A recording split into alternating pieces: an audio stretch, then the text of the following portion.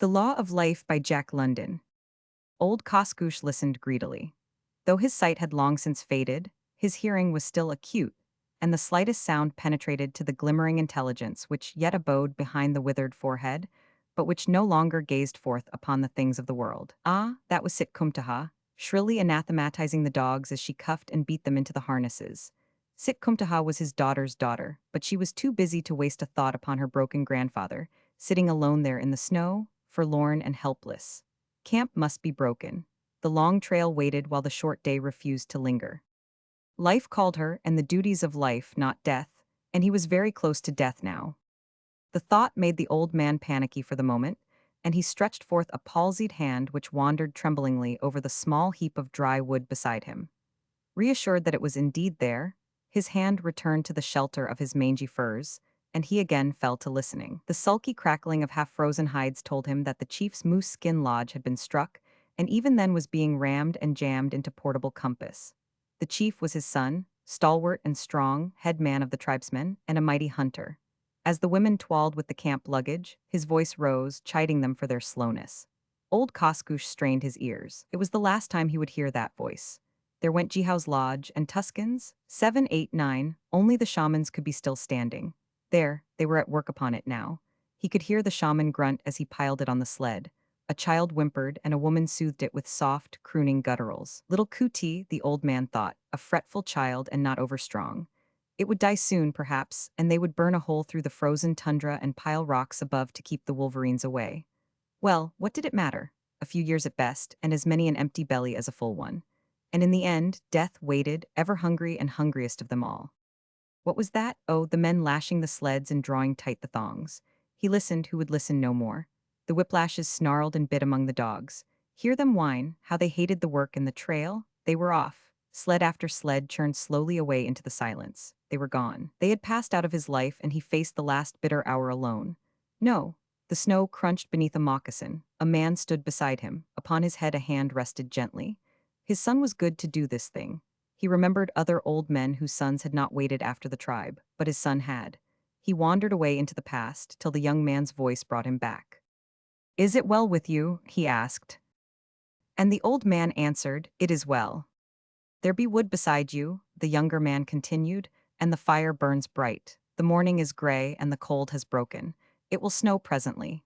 Even now is it snowing. Aye, even now is it snowing." The tribesmen hurry. Their bales are heavy and their bellies flat with lack of feasting. The trail is long and they travel fast. I go now, it is well. It is well, I am as a last year's leaf, clinging lightly to the stem. The first breath that blows and I fall. My voice has become like an old woman's. My eyes no longer show me the way of my feet, and my feet are heavy, and I am tired. It is well. He bowed his head in content till the last noise of the complaining snow had died away, and he knew his son was beyond recall. Then his hand crept out in haste to the wood. It alone stood between him and the eternity that yawned in upon him. At last the measure of his life was a handful of faggots. One by one they would go to feed the fire, and just so, step by step, death would creep upon him. When the last stick had surrendered up its heat, the frost would begin to gather strength. First his feet would yield, then his hands, and the numbness would travel slowly from the extremities to the body. His head would fall forward upon his knees, and he would rest. It was easy. All men must die. He did not complain. It was the way of life, and it was just. He had been born close to the earth had he lived, and the law thereof was not new to him. It was the law of all flesh. Nature was not kindly to the flesh. She had no concern for that concrete thing called the individual. Her interest lay in the species, the race. This was the deepest abstraction old Koskoosh's barbaric mind was capable of, but he grasped it firmly. He saw it exemplified in all life. The rise of the sap, the bursting greenness of the willow bud, the fall of the yellow leaf. In this alone was told the whole history. But one task did nature set the individual. Did he not perform it, he died. Did he perform it, it was all the same, he died. Nature did not care. There were plenty who were obedient, and it was only the obedience in this matter, not the obedient, which lived and lived always. The tribe of Koskoosh was very old. The old men he had known when a boy had known old men before them. Therefore it was true that the tribe lived, that it stood for the obedience of all its members, way down into the forgotten past, whose very resting places were unremembered. They did not count, they were episodes. They had passed away like clouds from a summer sky. He also was an episode and would pass away. Nature did not care. To life she set one task, gave one law. To perpetuate was the task of life, its law was death.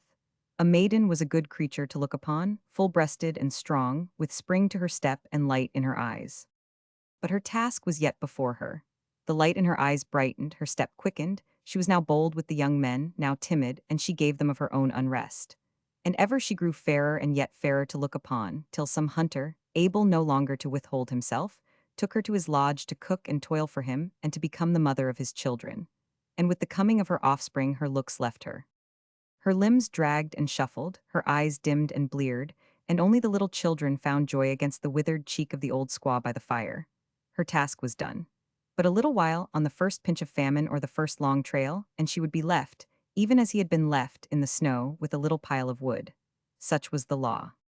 He placed a stick carefully upon the fire and resumed his meditations.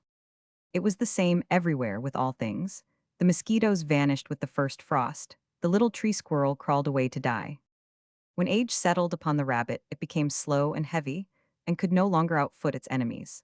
Even the big bald face grew clumsy and blind and quarrelsome, in the end to be dragged down by a handful of yelping huskies. He remembered how he had abandoned his own father on an upper reach of the Klondike one winter. The winter before the missionary came with his talk books and his box of medicines. Many a time had Koskoosh smacked his lips over the recollection of that box, though now his mouth refused to moisten. The painkiller had been especially good. But the missionary was a bother after all, for he brought no meat into the camp, and he ate heartily, and the hunters grumbled. But he chilled his lungs on the divide by the Mayo, and the dogs afterwards nosed the stones away and fought over his bones. Koskoosh placed another stick on the fire and harked back deeper into the past.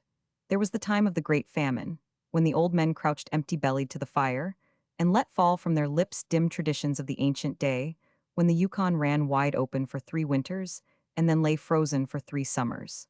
He had lost his mother in that famine. In the summer the salmon run had failed, and the tribe looked forward to the winter and the coming of the caribou. Then the winter came, but with it there were no caribou. Never had the like been known, not even in the lives of the old men. But the caribou did not come, and it was the 7th year, and the rabbits had not replenished, and the dogs were naught but bundles of bones. And through the long darkness the children wailed and died, and the women and the old men, and not 1 in 10 of the tribe lived to meet the sun when it came back in the spring. That was a famine. But he had seen times of plenty, too, when the meat spoiled on their hands, and the dogs were fat and worthless with overeating. Times when they let the game go unkilled, and the women were fertile, and the lodges were cluttered with sprawling men-children and women-children. Then it was the men became high-stomached, and revived ancient quarrels, and crossed the divides to the south to kill the Pellies, and to the west that they might sit by the dead fires of the Tananas. He remembered, when a boy, during a time of plenty, when he saw a moose pulled down by the wolves.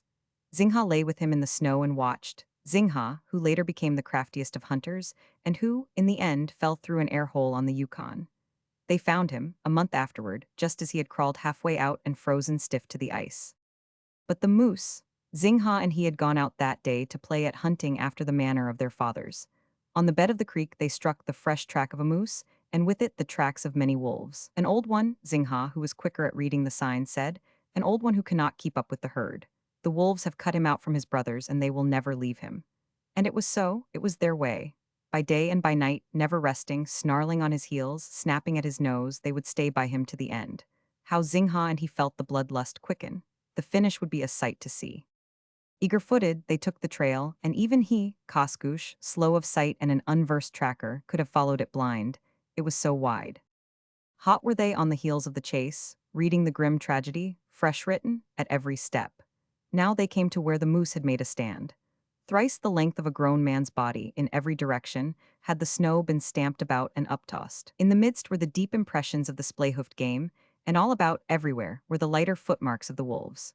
Some, while their brothers harried the kill, had lain to one side and rested. The full-stretched impress of their bodies in the snow was as perfect as though made the moment before. One wolf had been caught in a wild lunge of the maddened victim and trampled to death. A few bones, well picked, bore witness. Again, they ceased the uplift of their snowshoes at a second stand. Here the great animal had fought desperately. Twice had he been dragged down, as the snow attested, and twice had he shaken his assailants clear and gained footing once more. He had done his task long since, but none the less was life dear to him.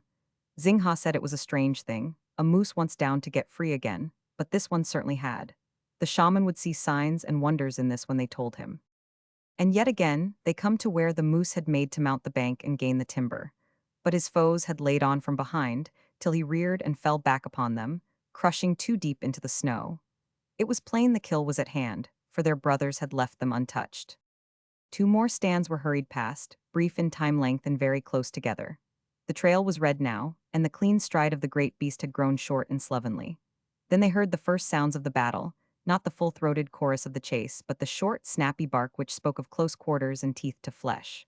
Crawling up the wind, Xingha bellied it through the snow, and with him crept he, Koskoosh, who was to be chief of the tribesmen in the years to come. Together they shoved aside the under branches of a young spruce and peered forth. It was the end they saw. The picture, like all of youth's impressions, was still strong with him, and his dim eyes watched the end played out as vividly as in that far-off time.